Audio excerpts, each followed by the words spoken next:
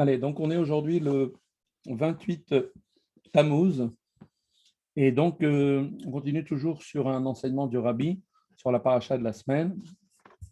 Elle nous parle donc cette semaine, le titre de cet enseignement, c'est les tribus de bergers.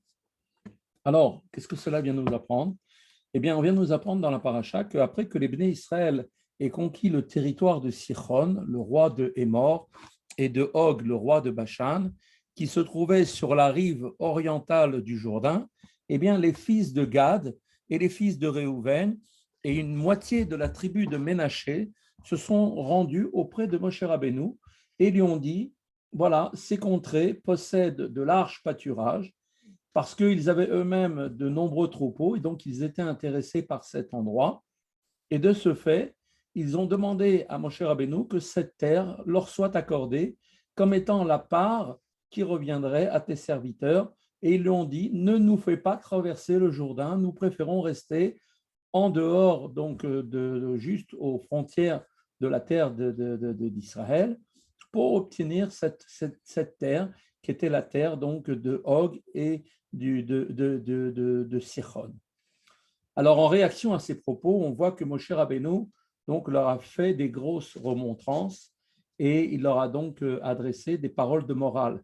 Il leur a dit, est-ce qu'il est concevable que leurs frères, eux, allaient combattre pour gagner la terre d'Eretz Israël et qu'eux-mêmes allaient rester ici?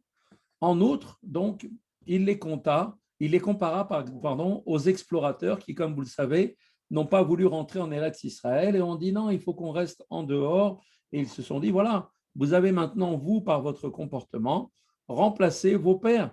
Donc, ce terme désigne en l'occurrence donc les explorateurs qui eux-mêmes s'étaient mal comportés lors de l'exploration de la terre d'Israël.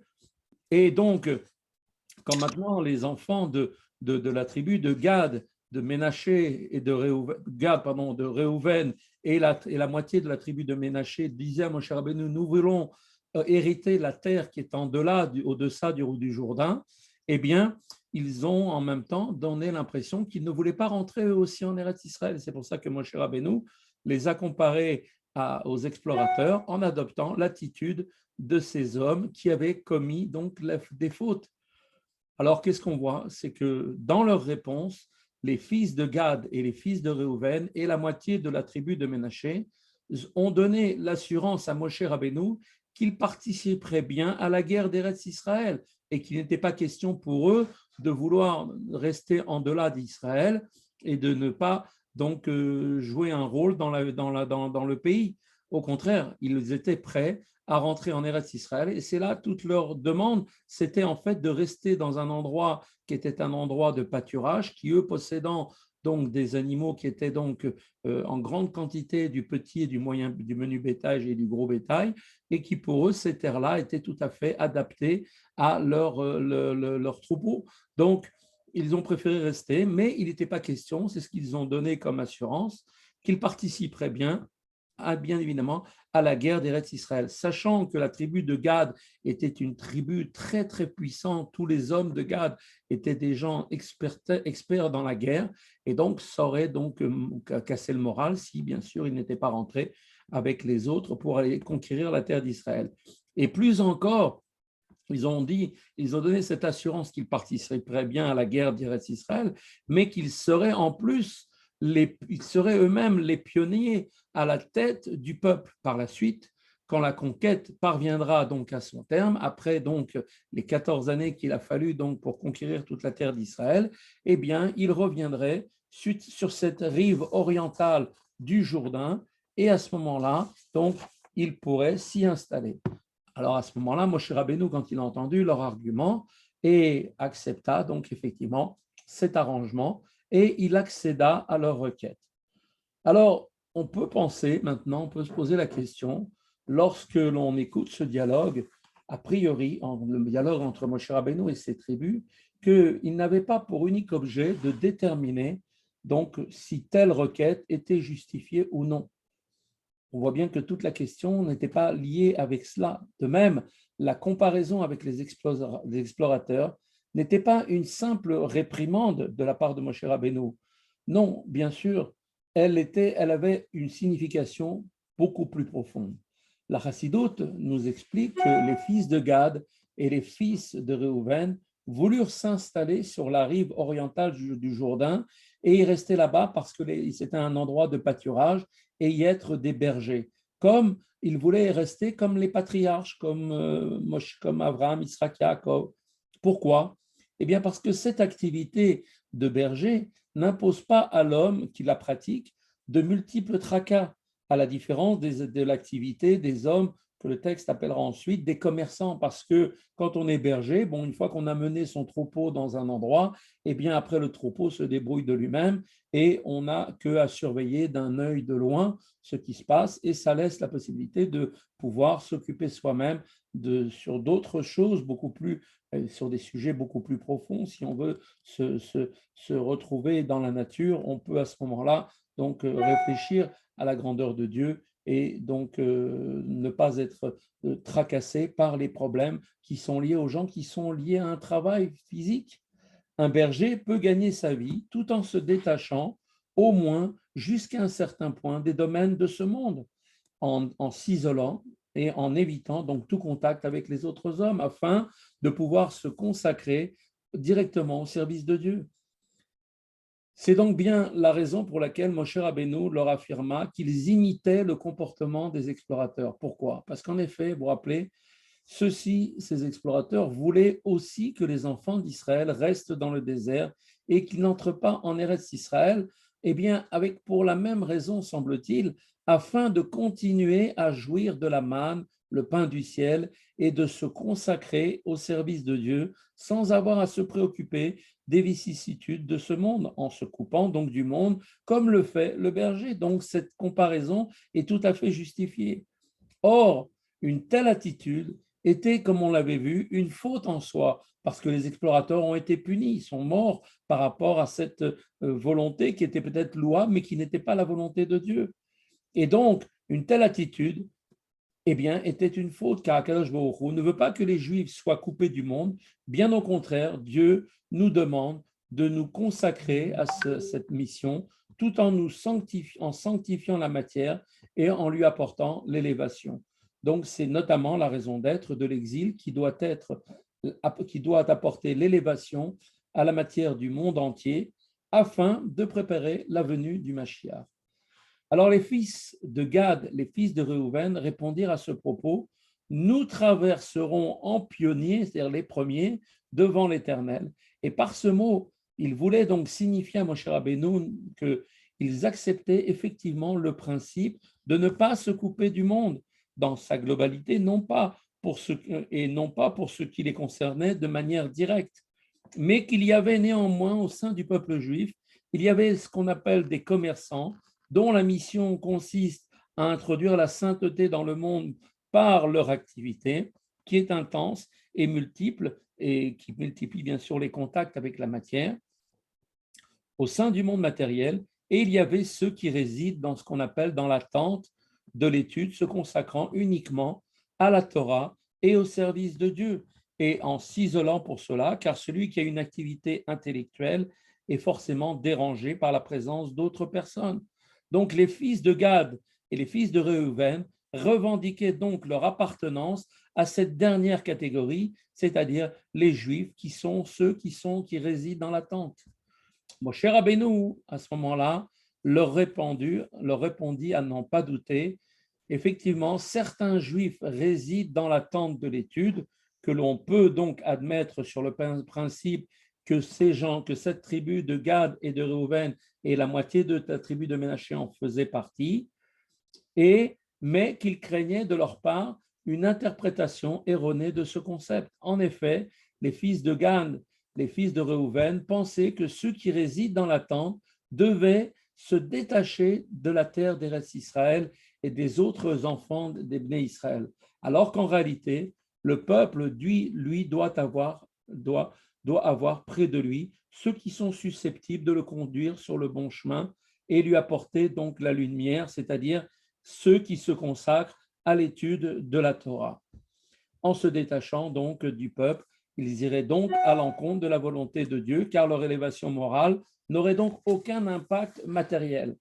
Par la suite, quand les fils de Gad et les fils de Réhouven se déclarèrent prêts à rentrer en combat et à combattre dans la guerre et de faire don de leur propre personne, puisqu'ils étaient prêts à marcher en tête de l'armée, eh bien, ils étaient prêts à faire leurs dons pour que le reste du peuple puisse prendre possession de la terre d'Israël. En d'autres termes, donc, à résider dans la tente tout en établissant une relation entre leur étude de la Torah et le monde, ce qui est l'interprétation exacte du rôle de celui qui réside dans la tente, dans l'étude, c'est-à-dire être dans la tente, c'est-à-dire être dans l'étude, comme on l'a vu, ne consiste pas à se mettre comme un ermite en dehors du monde. Il s'agit bien sûr d'étudier pour ensuite transmettre et aider les autres à pouvoir comprendre et à leur permettre de servir Dieu dans ce monde. Moshe, alors, à ce moment-là, accéda à leur requête, car bien là, c'était bien là, effectivement, la finalité de la création. Les commerçants et ceux qui résident dans la tente doivent, les uns comme les autres, sanctifier le monde et lui apporter donc l'élévation afin de bâtir ici-bas la demeure de Dieu parmi les créatures inférieures, ce qui est, comme nous l'avons déjà dit de nombreuses fois, toute la finalité ultime de la création. On va donc un tout petit peu parler de la parashat de Massaé, c'est qu'on lit 2 parashiot cette semaine. Donc la deuxième qui va être liée, c'est la parashat de Massaé. Et là, on va parler des voyages de l'existence. La parashat de Massaé est introduite par les mots « Voici les voyages des Bnei Israël ». Or, les versets suivants font état, comme on l'avait vu, donc uniquement des lieux de campement en lesquels les enfants d'Israël s'arrêtèrent et séjournèrent pendant les 40 ans qu'ils passèrent dans le désert. De ce fait, ils ne parcourirent pas donc en 40 ans en fait combien que 42 étapes, ce qui veut dire que leur séjour dans chaque lieu de campement fut relativement long. Ceci nous conduit à nous interroger. Pourquoi cette paracha commence-t-elle par « voici les voyages » plutôt que de nous dire « voici les campements » ? Cette même question se pose également selon l'explication du Baal Shem Tov, qui dit que les voyages des enfants d'Israël dans le désert, en fait, trouvent leur équivalence en chaque juif. Le Baal Shem Tov explique que chaque juif est confronté au cours de son existence à l'équivalent de ces 42 étapes selon une forme qui lui est spécifique.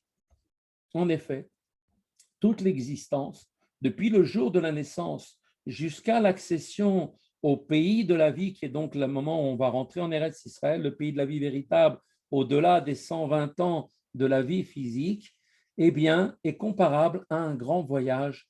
Et dans ce sens, chacun des endroits de ces voyages des enfants d'Israël correspond à un certain aspect du service de Dieu auquel on a réussi à atteindre. Et donc, l'ensemble de ces aspects constitue donc toute la mission qui est confiée à l'homme ici-bas. On peut maintenant s'interroger sur ce qu'on vient de dire. En effet, l'objectif et la finalité ultime ne sont pas les voyages proprement dits, qui nous conduisent vers un certain niveau, qui est donc uniquement un moyen de l'obtenir, mais le but, bien sûr, l'obtention effective de ce niveau. C'est ça tout le but du voyage. Dès lors, pourquoi nous parler des voyages? Plutôt, on aurait été plus intéressé à ce qu'on nous parle donc des étapes que l'on a acquises, les différents degrés auxquels on a accédé. Eh bien, l'explication est la suivante. La Torah qualifie les lieux de campement dans le désert au sens propre et les niveaux qu'il convient d'atteindre dans son service de Dieu selon l'interprétation du Baal Shem Tov. Elle les appelle comment la Torah? Elle les appelle des voyages, afin de souligner par ce mot qu'un juif est toujours en déplacement, qui doit sans cesse aller de l'avant, connaître l'élévation, ne pas rester en permanence dans la même situation, au même niveau, comme le souligne la Chassidoute. Il faut être de celui qui avance, non pas celui qui stagne. On peut également maintenant mentionner une autre explication. Les voyages et les campements des enfants d'Israël dans les déserts font allusion en outre à la situation des Bnei Israël quand ils sont en exil dans le désert des nations. Les obstacles qu'ils affrontent à ce moment-là sont aussi des voyages et non des campements, puisqu'ils leur permettent d'aller en fait de l'avant. Certes, il est vrai que l'exil prend la forme d'une chute, d'un frein qui nous empêche d'atteindre l'objectif, mais en réalité, Le but et la raison d'être de cette descente en exil, eh bien, c'est la délivrance qui lui fera suite et qui est la seule et unique justification. Et c'est parce qu'il y a eu une chute que l'élévation qui se fera ensuite sera particulièrement grande, comme la lumière que l'on obtient par la transformation de l'obscurité, qui est une lumière beaucoup plus intense et beaucoup plus brillante que la lumière courante qui est créée d'emblée sous la forme de lumière. Il en est maintenant pour nous un enseignement que l'on doit appliquer dans notre quotidien. On doit savoir qu'il en est de même également pour le service de Dieu de chacun à titre individuel. Lorsqu'un juif commet une faute que Dieu préserve, à ce moment-là, il se trouve dans l'obscurité. Il ne doit pas pour autant en être complètement découragé. Il doit avoir conscience que, bien au contraire, cette chute peut le conduire vers la plus haute élévation, à la condition, bien sûr, de s'appuyer sur elle pour parvenir à une teshuva beaucoup plus profonde. En effet, il peut faire en sorte qu'elle le conduise à un stade beaucoup plus haut que celui qu'il avait au préalable. De la même façon, la descente en exil ne doit pas susciter pour nous le désespoir, car elle entrave effectivement, car les entraves et les barrières que cette période nous a imposées sont une partie intégrante de voici les voyages, et les Massae, voilà les voyages. On parle de ce grand voyage qui, avec l'aide de Dieu, s'achèvera très prochainement avec la délivrance véritable et complète par notre Saint Machiach. Voilà, donc c'est